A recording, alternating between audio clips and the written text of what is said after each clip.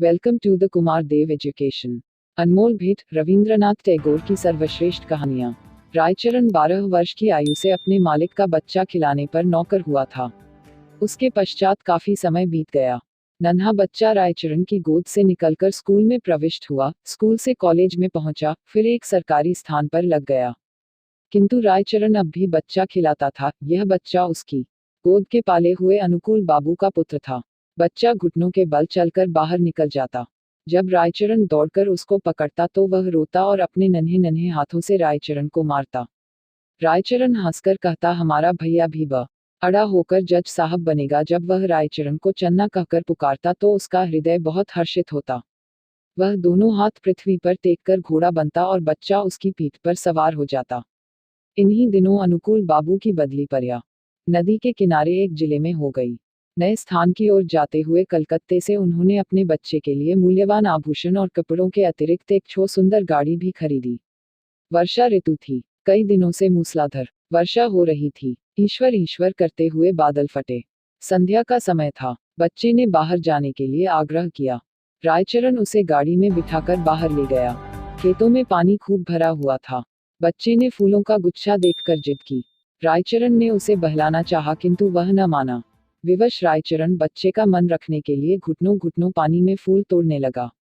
कई स्थानों पर उसके पांव कीचड़ में बुरी तरह धंस गए। बच्चा तनिक देर मौन गाड़ी में बैठा रहा। फिर उसका ध्यान लहराती हुई नदी की ओर गया। वह चुपके से गाड़ी से उतरा। पास ही एक लकड़ी पड़ी थी। उठा ली और भयानक नदी के तट पर पहुंचकर उसकी लहरों से खेलने लगा। नदी के शोर में ऐसा मालूम होता था कि नदी की चंचल और मुंहजोर जलपरियां सुंदर बच्चे को अपने साथ खेलने के लिए बुला रही हैं।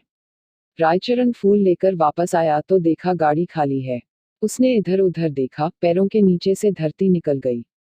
पागलों की भांति चहुं ओर देखने लगा। वह बार बार बच्चे का नाम लेकर पुकारता था लेकिन उत्तर में चन्ना की मधुर ध्वनि न आती थी। चारों ओर अंधेरा छा गया। बच्चे की माता को चिंता होने लगी। उसने चारों ओर आदमी दौड़ाए। कुछ व्यक्ति लालटेन लिए हुए नदी के किनारे खोज करने पहुंचे। रायचरण उन्हें देखकर उनके चरणों में गिर पड़ा।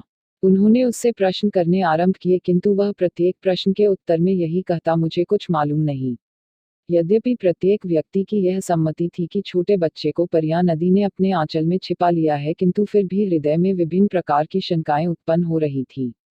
एक यह कि उसी संध्या को निर्वासितों का एक समूह नगर से गया था और मां को संदेह था कि रायचरण ने कहीं बच्चे को निर्वासित के हाथों न बेच दिया हो।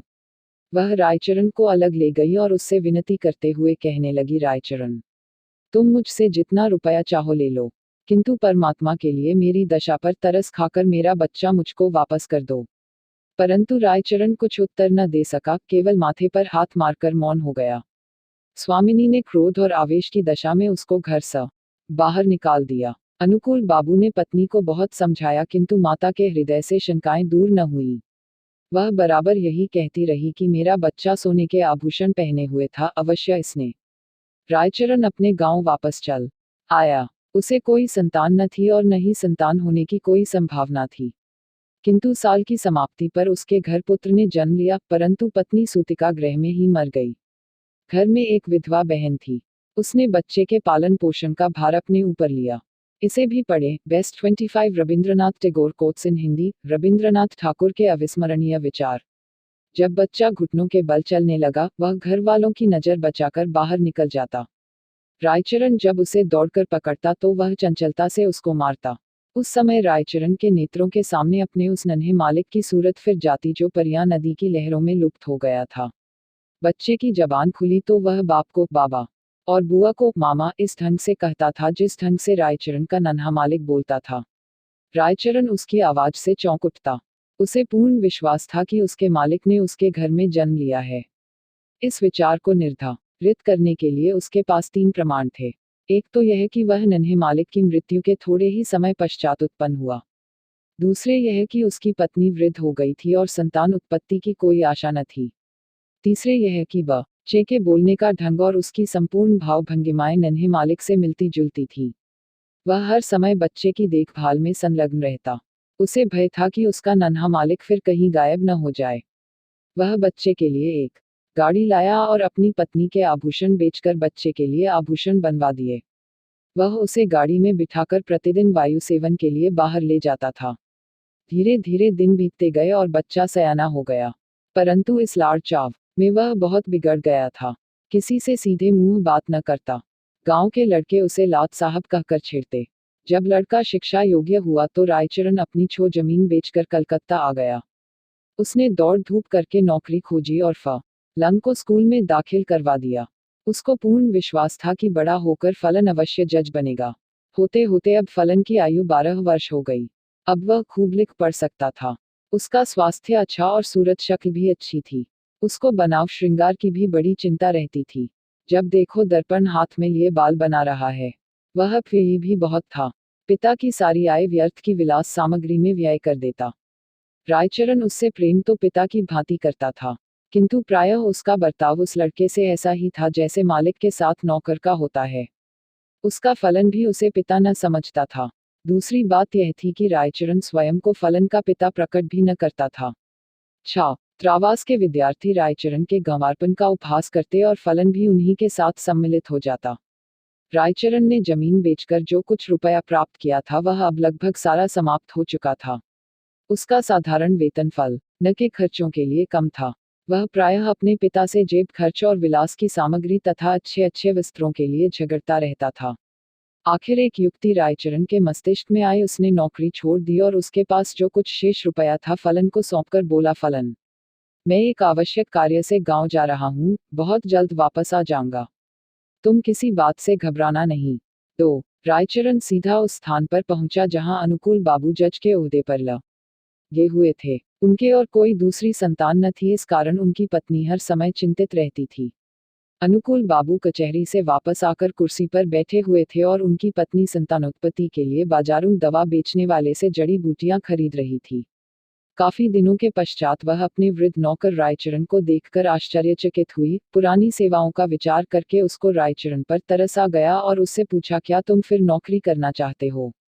रायचरण ने मुस्कुराकर उत्तर दिया, मैं अपनी मालकिन के चरण छूना चाहता हूँ। अनुकूल बाबू रायचरण की आवाज सुनकर कमरे से निकल आए। रायचरण की शक्ल देखकर उनके कलेजे का जख्म ताजा हो गया और उन्होंने मुख फेर लिया। रायचरण ने अनुकूल बाबू को संबोधित करके कहा, सरकार, आपके बच्चे को परिया ने नहीं बल्कि मैंने चुराया था। अनुकूल बाबू ने आश्चर्य से कहा, तुम यह क्या कह रहे हो? क्या मेरा बच्चा वास्तव में जिंदा है? उसकी पत्नी ने उछलकर कहा, भगवान के लिए बताओ, मेरा बच्चा कहाँ है? रायचरण ने कहा, आप संतोष रखें, आपका बच्चा इस समय भी मेरे पास है। अनुकूल बाबू की पत्नी ने रायचरण से अत्यधिक विनती करते हुए कहा, मुझे बताओ। रायचरण ने कहा, मैं उसे परसों ले आऊंगा। 3 रविवार का दिन था। जज साहब अपने मकान में बेचैनी से रायचरण की प्रतीक्षा कर रहे थे। कभी वह कमरे में इधर उधर टहलने लगते और कभी थोड़े समय के लिए आराम कुर्सी पर बैठ जाते। आखिर 10 बजे के लगभग रायचरण ने फलन का हाथ पकड़े हुए कमरे में प्रवेश किया। अनुकूल बाबू की घरवाली फलन को देखते ही दीवानों की भांति उसकी ओर लपकी और उसे बड़े जोर से गले लगा लिया। उनके नेत्रों से अश्रुओं का समुद्र उमड़ पड़ा। कभी वह उसको प्यार करती, कभी आश्चर्य से उसकी सूरत तकने लग जाती। फलन सुंदर था और उसके कपड़े भी अच्छे थे। अनुकूल बाबू के हृदय में भी पुत्र प्रेम का आवेश उत्पन्न हुआ, किंतु जरा सी देर का बार उनके पितृ प्रेम का स्थान कानून भावना ने ले लिया और उन्होंने रायचरण से पूछा, भला इसका प्रमाण क्या है कि यह बच्चा मेरा है? रायचरण ने उत्तर दिया, इसका उत्तर मैं क्या दूं सरकार? इस बात का ज्ञान तो परमात्मा के सिवाय और किसी को नहीं हो सकता कि मैंने ही आपका बच्चा चुराया था। जब अनुकूल बाबू ने देखा कि उनकी पत्नी फलन को कलेजे से लगाए हुए है तो प्रमाण मांगना व्यर्थ है। इसके अतिरिक्त उन्हें ध्यान आया कि इस गंवार को ऐसा सुंदर बच्चा कहाँ मिल सकता था और झूठ बोलने से क्या लाभ हो सकता है। सहसा उन्हें अपने वृद्ध नौकर की बेध्यानी याद आ गई और कानूनी मुद्रा में बोले, रायचरण, अब तुम यहाँ नहीं रह सकते। रायचरण ने ठंडी सांस भरकर कहा, सरकार, अब मैं कहाँ जाऊं? बूढ़ा हो गया हूँ, अब मुझे कोई नौकर भी न रखेगा। भगवान के लिए अपने द्वार पर पड़ा रहने दीजिए। अनुकूल बाबू की पत्नी बोली, रहने दो, हमारा क्या नुकसान है? हमारा बच्चा भी इसे देखकर प्रसन्न रहेगा। किंतु अनुकूल बाबू की कानूनी नस भड़की हुई थी। उन्होंने तुरंत उत्तर दिया, नहीं, इसका अपराध बिल्कुल क्षमा नहीं किया जा सकता। रायचरण ने अनुकूल बाबू के पांव पकड़ते हुए कहा, सरकार, मुझे न निकालिए। मैंने आपका बच्चा नहीं चुराया था बल्कि परमात्मा ने चुराया था। अनुकूल बाबू को गंवार की इस बात पर और भी अधिक क्रोध आ गया। बोले, नहीं, अब मैं तुम पर विश्वास नहीं कर सकता। तुमने मेरे साथ कृतघ्नता की है। रायचरण ने फिर कहा, सरकार, मेरा कुछ अपराध नहीं। अनुकूल बाबू त्योरियों पर बल डालकर कहने लगे, तो फिर किसका अपराध है? रायचरण ने उत्तर दिया, मेरे भाग्य का। परंतु शिक्षित व्यक्ति भाग्य का अस्तित्व स्वीकार नहीं कर सकता। फलन को जब मालूम हुआ कि वह वास्तव में एक धनी व्यक्ति का पुत्र है तो उसे भी रायचरण की इस चेष्टा पर क्रोध आया कि उसने इतने दिनों तक क्यों उसे कष्ट में रखा। फिर रायचरण को देखकर उसे दया भी आ गई और उसने अनुकूल बाबू से कहा, पिताजी, इसको क्षमा कर दीजिए। यदि आप इसको अपने साथ नहीं रखना चाहते तो इसकी थोड़ी पेंशन कर दें। इतना सुनने के बाद रायचरण अपने बेटे को अंतिम बार देखकर अनुकूल बाबू की कोठी से निकलकर चुपचाप कहीं चला गया। महीना समाप्त होने पर अनुकूल बाबू ने रायचरण के गांव कुछ रुपया भेजा, किंतु मनियाडा वापस आ गया क्योंकि गांव में अब इस नाम का कोई व्यक्ति न था। Thanks for watching. Like, share and subscribe.